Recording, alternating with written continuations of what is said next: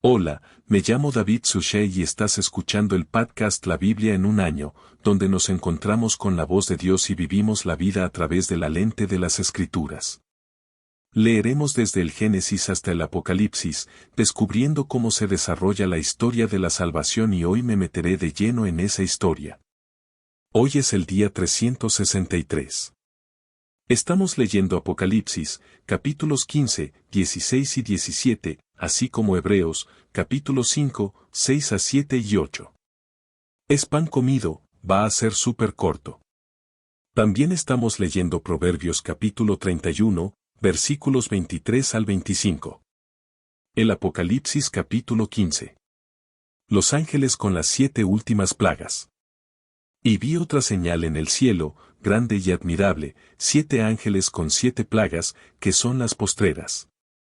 Porque con ellas termina la ira de Dios. Y vi lo que parecía ser un mar de cristal mezclado con fuego. Y los que habían vencido a la bestia y su imagen y el número de su nombre, de pie junto al mar de cristal con arpas de Dios en sus manos. Y cantan el cántico de Moisés, siervo de Dios, y el cántico del Cordero, diciendo: Grandes y maravillosas son tus obras, Señor Dios Todopoderoso, justos y verdaderos son tus caminos, oh Rey de los siglos. Quien no temerá y glorificará tu nombre, oh Señor, porque solo tú eres santo. Todas las naciones vendrán y te adorarán, porque tus juicios han sido revelados. Después de esto miré, y se abrió el templo de la tienda del testimonio en el cielo, y del templo salieron los 7 ángeles con las 7 plagas, vestidos de lino puro y brillante, y con fajas de oro sobre sus pechos. Y uno de los 4 seres vivientes entregó a los 7 ángeles 7 toros de oro, llenos de la ira de Dios, que vive por los siglos de los siglos.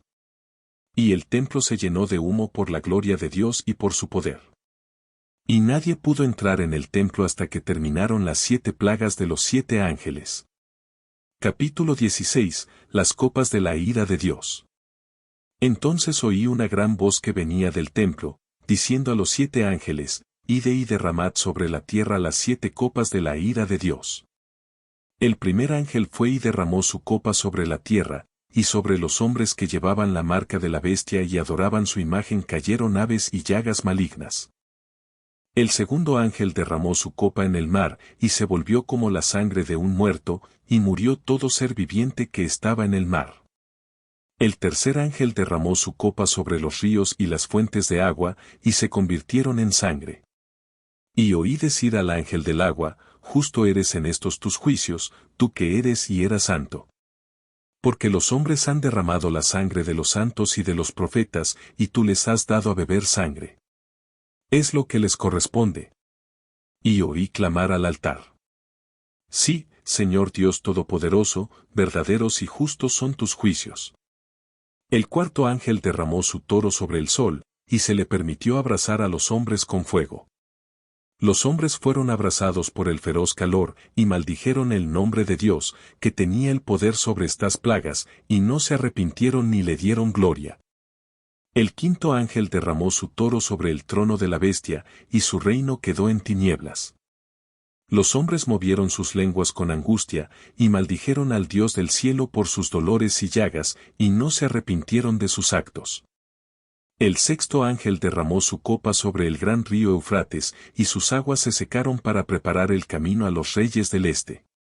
Y vi salir de la boca del dragón, y de la boca de la bestia, y de la boca del falso profeta 3 espíritus inmundos como ranas, porque son espíritus demoníacos que hacen señales y van a los reyes de todo el mundo para reunirlos para la batalla. En el gran día de Dios Todopoderoso. He aquí que vengo como ladrón. Bienaventurado el que está despierto guardando sus vestidos, para no ir desnudo y ser visto descubierto. Y los reunieron en el lugar que en hebreo se llama Armagedón. El séptimo ángel derramó su copa en el aire, y una gran voz salió del templo desde el trono, diciendo: Hecho está. Y hubo relámpagos, grandes estruendos, truenos y un gran terremoto como nunca hubo desde que los hombres están sobre la tierra. Tan grande fue aquel terremoto. La gran ciudad se partió en 3 partes, y cayeron las ciudades de las naciones. Y Dios se acordó de la gran Babilonia para hacerla apurar la copa del furor de su ira. Y toda isla huyó, y no se hallaron montañas. Y grandes piedras de granizo pesadas como 100 pesos cayeron del cielo sobre los hombres, hasta que los hombres maldijeron a Dios por la plaga del granizo. Tan temible fue aquella plaga. Capítulo 17, la gran ramera y la bestia. Entonces vino uno de los 7 ángeles que tenían los 7 toros, y me dijo, ven, te mostraré el juicio de la gran ramera, que está sentada sobre muchas aguas, con la cual han fornicado los reyes de la tierra, y con el vino de cuya fornicación se han embriagado los moradores de la tierra. Y me llevó en el espíritu a un desierto. Y vi a una mujer sentada sobre una bestia escarlata, que estaba llena de nombres blasfemos, y tenía 7 cabezas y 10 cuernos. La mujer estaba vestida de púrpura y escarlata, y adornada de oro, joyas y perlas, y tenía en la mano un cáliz de oro, lleno de abominaciones y de las impurezas de su fornicación. Y en su frente estaba escrito el nombre de la misteriosa Babilonia, la gran madre de las rameras y de las abominaciones de la tierra. Y vi a la mujer ebria de la sangre de los santos y de la sangre de los mártires de Jesús. Cuando la vi, me maravillé en gran manera. Pero el ángel me dijo, ¿por qué te maravillas? Te diré el misterio de la mujer y de la bestia de 7 cabezas y 10 cuernos que la lleva. La bestia que has visto era y no es, y ha de subir del abismo e ir a la perdición. Y los moradores de la tierra, cuyos nombres no están escritos en el libro de la vida desde la fundación del mundo, se maravillarán al contemplar la bestia, porque era, y no es, y ha de venir. Esto requiere una mente con sabiduría. Las 7 cabezas son 7 colinas sobre las que está sentada la mujer. También son 7 reyes, 5 de los cuales han caído.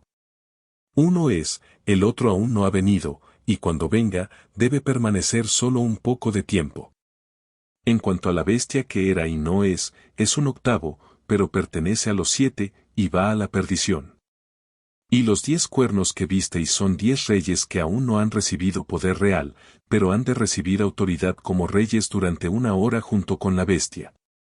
Estos son de una mente, y entregar su poder y autoridad a la bestia. Harán guerra al Cordero, y el Cordero los vencerá, porque es Señor de señores y Rey de reyes, y los que están con él son llamados y elegidos y fieles. Y me dijo que las aguas que viste donde está sentada la ramera son pueblos y muchedumbres y naciones y lenguas, y los 10 cuernos que viste, ellos y la bestia odiarán a la ramera. Ellos la harán desolada y desnuda, y devorarán su carne y la quemarán con fuego. Dios ha puesto en sus corazones para llevar a cabo su propósito por ser de una mente y entregar su poder real a la bestia hasta que las palabras de Dios se cumplan. Y la mujer que has visto es la gran ciudad que tiene dominio sobre los reyes de la tierra. La carta a los Hebreos capítulo 5. Porque todo sumo sacerdote elegido de entre los hombres es designado para actuar en nombre de los hombres en relación con Dios, para ofrecer dones y sacrificios por los pecados. Él puede tratar con delicadeza a los ignorantes y descarriados, ya que él mismo está aquejado de debilidad.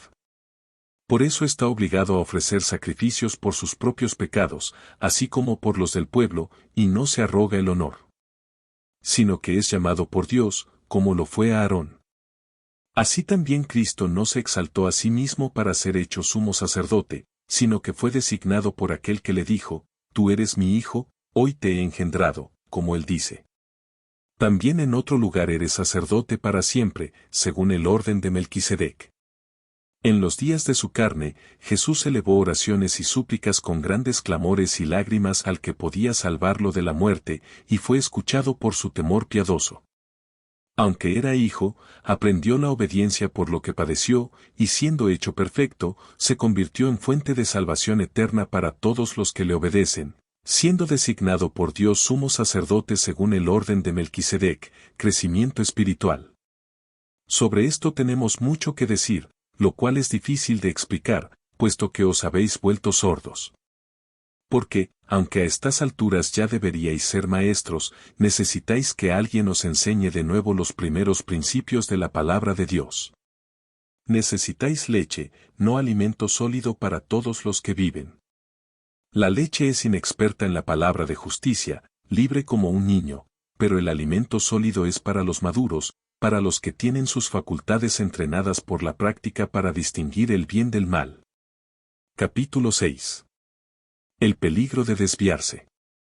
Por tanto, dejemos las doctrinas elementales de Cristo y prosigamos hacia la madurez, sin volver a poner un fundamento de arrepentimiento de obras muertas y una fe hacia Dios, con instrucción acerca de los bautismos, la imposición de manos, la resurrección de los muertos y el juicio eterno. Y esto lo haremos si Dios lo permite. Porque es imposible restaurar de nuevo al arrepentimiento a los que una vez han sido iluminados, que han gustado del don celestial, y se han hecho partícipes del Espíritu Santo, y han gustado de la bondad de la palabra de Dios, y de los poderes del siglo venidero.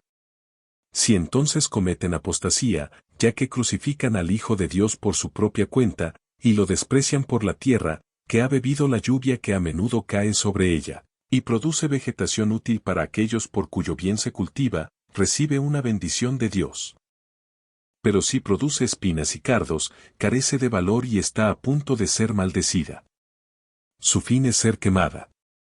Aunque hablamos así, en tu caso, amado, nos sentimos seguros de cosas mejores que pertenecen a la salvación.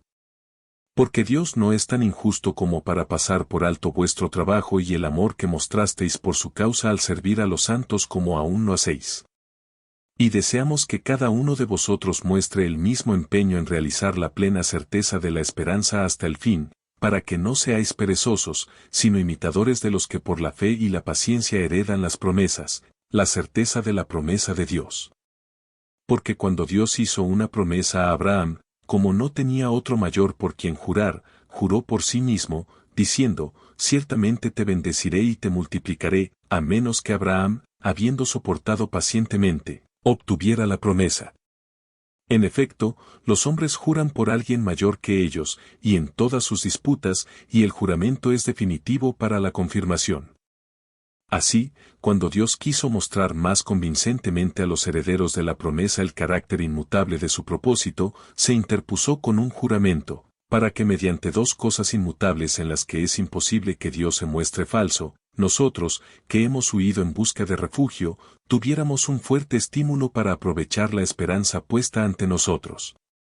Tenemos esto como un ancla segura y firme del alma, una esperanza que entra en el santuario interior detrás de la cortina, donde Jesús ha ido como precursor en nuestro nombre, habiéndose convertido en un sumo sacerdote para siempre de acuerdo con la orden de Melquisedec. Capítulo 7, la orden sacerdotal de Melquisedec.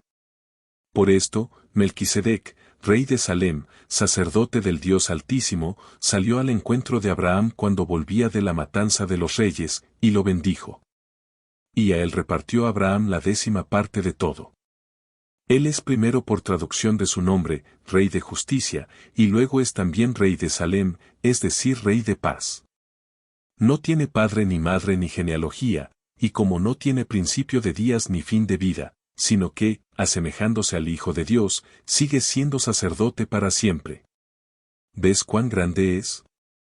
El patriarca Abraham le dio el diezmo del botín, y los descendientes de Leví que recibieron el oficio sacerdotal tienen el mandamiento en la ley de tomar el diezmo del pueblo, es decir, de sus hermanos, aunque estos también descienden de Abraham.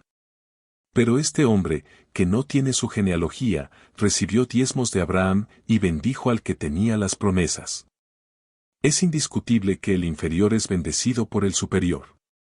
Aquí los diezmos son recibidos por hombres mortales, allí por uno de quien se atestigua que vive. Incluso se podría decir que el mismo Leví, que recibía los diezmos, los pagaba por medio de Abraham, pues todavía estaba en los lomos de su antepasado cuando Melquisedec le conoció otro sacerdote, según el orden de Melquisedec.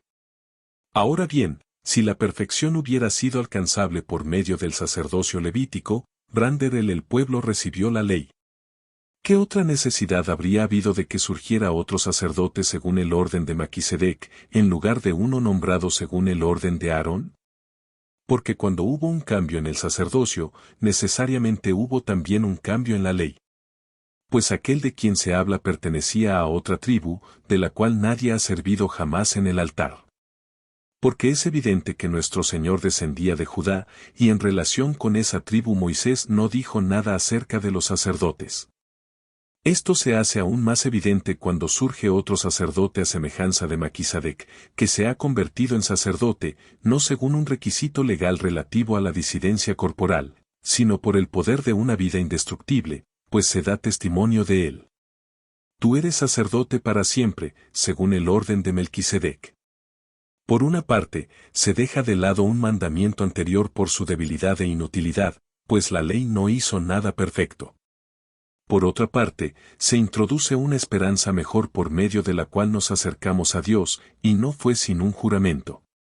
Los que antes eran sacerdotes ejercían su oficio sin juramento, pero a éste se le dirigió un juramento. El Señor ha jurado y no cambiará de opinión. Tú eres sacerdote para siempre. Esto convierte a Jesús en la garantía de un pacto mejor. Los antiguos sacerdotes eran muchos porque la muerte les impedía continuar en su cargo. Pero Él mantiene su sacerdocio permanentemente porque continúa para siempre. Por eso puede salvar para siempre a los que por Él se acercan a Dios, pues vive siempre para interceder por ellos. Porque era justo que tuviéramos un sumo sacerdote así, santo, irreprochable, sin mancha, apartado de los pecadores, exaltado sobre los cielos. No tiene necesidad, como aquellos sumos sacerdotes, de ofrecer sacrificios cada día, primero por sus propios pecados y luego por los del pueblo. Lo hizo una vez para siempre, cuando se ofreció a sí mismo. En efecto, la ley nombra sumos sacerdotes a los hombres en su debilidad. Pero la palabra del juramento, que fue posterior a la ley, nombra a un hijo que ha sido perfeccionado para siempre. Capítulo 8. Mediador de una nueva alianza. Ahora el punto en lo que estamos diciendo es este. Tenemos tal sumo sacerdote, uno que está sentado a la diestra del trono de la majestad en los cielos, un ministro en el santuario y la verdadera tienda que no ha sido erigida por el hombre, sino por el Señor. Porque todo sumo sacerdote está encargado de ofrecer ofrendas y sacrificios. Por tanto, es necesario que también este sacerdote tenga algo que ofrecer. Ahora bien, si estuviera en la tierra, no sería sacerdote en absoluto, puesto que hay sacerdotes que ofrecen ofrendas según la ley. Ellos sirven una copia y sombra del santuario celestial. Porque cuando Moisés iba a erigir la tienda, Dios le dio instrucciones diciéndole, mira, hazlo todo según el modelo que se te mostró en la montaña. Ahora bien, Cristo ha obtenido un ministerio tanto más excelente que el antiguo, cuanto mejor es la alianza que media, puesto que se basa en mejores promesas. Porque si aquel primer pacto hubiera sido perfecto, no habría habido ocasión para un segundo. Cuando dice, vendrán días, dice el Señor, en que estableceré una nueva alianza con la casa de Israel y con la casa de Judá. No como la alianza que hice con sus padres el día en que los tomé de la mano para sacarlos de la tierra de Egipto. Porque ellos no permanecieron en mi alianza, y por eso no les hice caso, dice el Señor. Esta es la alianza que haré con la casa de Israel después de aquellos días, dice el Señor, pondré mi ley en sus mentes y la escribiré en sus corazones, y yo seré su Dios, y ellos serán mi pueblo, y no enseñarán a cada uno su compañero ni a cada uno su hermano. Diciendo, conoce al Señor, porque todos me conocerán, desde el más pequeño de ellos hasta el más grande, porque tendré misericordia de sus iniquidades y no me acordaré más de sus pecados. Al hablar de un nuevo pacto, trata al primero como obsoleto, y lo que se está volviendo obsoleto y envejeciendo está listo para desaparecer. Libro de los Proverbios, capítulo 31, versículos 23 a 25. Su marido es conocido en las puertas cuando se sienta entre los ancianos de la tierra. Ella hace vestidos de lino y los vende. Entrega fajas al mercader. Fortaleza y dignidad son sus vestidos y se ríe del tiempo venidero. Padre que estás en los cielos, alabado seas. Y Lori, muchas gracias por esta oportunidad de estar una vez más juntos en estos últimos días de la Biblia en el año. Te damos las gracias por todas las oraciones que hemos pronunciado el uno por el otro. Te agradecemos por este tiempo. No hay palabras, Señor Dios, solo te damos gracias. Solo gracias. Recibe nuestros corazones, recibe nuestra alabanza. Recibe la gloria que te pertenece ahora y siempre. En el nombre de Jesús oramos. En el nombre del Padre y del Hijo del Espíritu Santo. Solo sé que tenemos revelación y tenemos que leer los Hebreos. Pero este último capítulo, Proverbio capítulo 31. ¿Sabes que esa esposa es la descripción de esta esposa? Algunas cosas que me encantan de esto es que en el versículo 24 dice que ella hace sus prendas de tilo y las vende y entrega sus fajines al comerciante. Puede ser emprendedora, lo cual es genial. La fuerza y la dignidad son su ropa y es algo tan bueno y como un hombre, pienso en ti, conoces a mi mamá, pienso en mis hermanas que son mujeres que me han ayudado mucho y la fuerza y la dignidad son ella. Ropa y esa es una descripción adecuada y una descripción increíble de. Quiero decir que conozco a las mujeres de mi familia. Es tan bueno y la última línea aquí y ella se ríe del momento por venir. ¿Sabes que hubo ese significado que indica con qué frecuencia podemos preocuparnos y, como sabes, temblar ante el pensamiento del futuro? Pero ella se ríe del momento por venir. ¿Por qué? Porque la fuerza y la dignidad son su vestidura. Ella confía en el Señor y por eso no necesita tener miedo del futuro y esa es la verdad para nosotros. Todo aquel que pertenece a Cristo no debe tener miedo del futuro. Entonces hablando del futuro y pensando, hablando del pasado y hablando del libro del Apocalipsis. Tenemos en el capítulo 17 tenemos la historia de la ramera y la bestia y se habla de aquí está la mujer que la ramera y la bestia y tiene las 7 cabezas y los 10 cuernos que la lleva. Y dice que en el versículo capítulo 17, el versículo 9 es un llamado de la mente con sabiduría a 7 cabezas. Las 7 cabezas de la bestia son los 7 montes sobre los que está sentada la mujer. También son 7 reyes, 5 de los cuales han caído. Uno es, el otro aún no ha llegado. Cuando venga, deberá reinar solo por un poco de tiempo. Entonces, ¿qué es eso? Y el consenso típico es que las 7 colinas de Roma es una ciudad construida sobre 7 colinas. Y también hay una tradición urbana que dice que Jerusalén también es una ciudad construida sobre 7 colinas. Y entonces piensa bien cualquiera de los dos. Pero sabiendo que aquí están los cristianos que están sufriendo una persecución increíble por parte del Imperio Romano, en este punto, reconoces que si comienzas con estos reyes que son estos emperadores, estos gobernantes, que el primero es César, que él están hablando aquí, el sexto sería héroe o la misión. Y hay una manera interesante de pensar porque aquí están describiendo esto.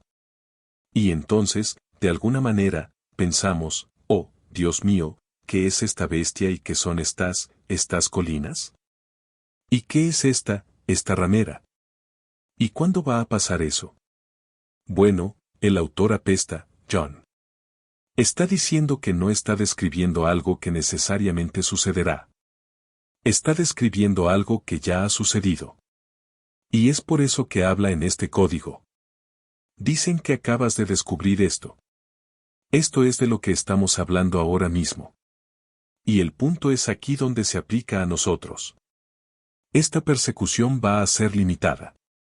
Va a ser devastador, pero va a ser limitado que Jesucristo continúe reinando y continúa diciendo estoy a pesar de todo este poder aquí al final del capítulo 17 dice en el versículo 16 dice y los 10 cuernos que viste ellos y la bestia odiarán a la ramera, la dejarán desolada y desnuda, devorarán su carne y quemarán su fuego porque Dios lo ha puesto en sus corazones para llevar a cabo su propósito. Básicamente, todo habrá terminado. Todo esto, esta gran ciudad de la ciudad de Roma, esta perseguidora del mundo. Eso terminará en algún momento. Que el tiempo de Satanás es poderoso en la tierra, pero su tiempo es corto. Y eso mismo es cierto para nosotros, sus sufrimientos, hay muchos tiempos de gran persecución, pero no terminarán en destrucción absoluta. Incluso si termina con nuestras vidas, no terminará con una destrucción absoluta. Dios nos está dando esta palabra de esperanza en medio de esta descripción de destrucción en el libro del Apocalipsis en una carta a los Hebreos. Dios mío, es simplemente increíble. Sabes, ya hemos establecido que Jesús es más alto que los ángeles, es más alto que Moisés. También está hablando de que es más alto que los sacerdotes, más alto que el sacerdocio. Que Jesús es el nuevo y eterno sacerdote. De hecho, recuerde, usted ya sabe esto porque es tan grandioso y es por eso que, como escribir a los hebreos aquí, escribirle a un grupo de personas que conocen la historia, ellos conocen la historia, como usted conoce la historia, tal vez. Ellos lo saben un poco mejor, pero ya has escuchado toda la historia. Y sé que el sacerdocio solo viene de la línea de Leví, ¿verdad? El sacerdocio de Aarón. Y entonces Jesús, como dice el autor, sabemos que él no estaba en la línea de Aarón. Él era la tribu de Judá. Entonces Jesús pertenece a un tipo diferente de sacerdocio, el sacerdocio de Melquisedec, que vimos en Génesis y escuchamos en el Salmo en el libro de los Salmos, Génesis 14 y Salmo 110.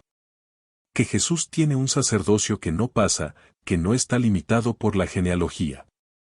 Un sacerdocio que no tiene que ofrecer un sacrificio por sí mismo como lo harían los sacerdotes en la antigua alianza por sí mismos diariamente y anualmente. Como era inmaculado, se ofreció a sí mismo en sacrificio de una vez por todas. Y me encanta este capítulo 7, versículo 26, porque convenía que tuviéramos tal sumo sacerdote, santo, inmaculado, apartado de los pecadores, exaltado sobre los cielos. No tiene necesidad, como aquellos sumos sacerdotes, de ofrecer sacrificios diariamente, primero por sus propios pecados y luego por los del pueblo. Lo hizo de una vez por todas cuando se ofreció a sí mismo. En efecto, la ley designa a los hombres y sus debilidades. Los sumos sacerdotes con la palabra de juramento, que vino después de la ley, designan un hijo que ha sido hecho perfecto para siempre. Y el capítulo 8 habla de cómo Él es el mediador de un nuevo pacto. Tú eres parte de ese pacto ahora mismo. Esta es la gran noticia. Eres parte de ese pacto. Ahora mismo. Simplemente le damos muchas gracias a Dios por esta comunidad. Doy muchas gracias a Dios por este viaje. Muchas gracias a Dios por todas las personas que han sido parte de esto. Y ha sido tan fiel. Incluso si se cayeron de espaldas aquí, en el día 363 están nuevamente juntos, orando unos por otros. Porque no podemos hacer esto solos. Estoy orando por ti. Por favor reza por mí. Mi nombre es David Susha. No puedo esperar a verte mañana. Dios los bendiga.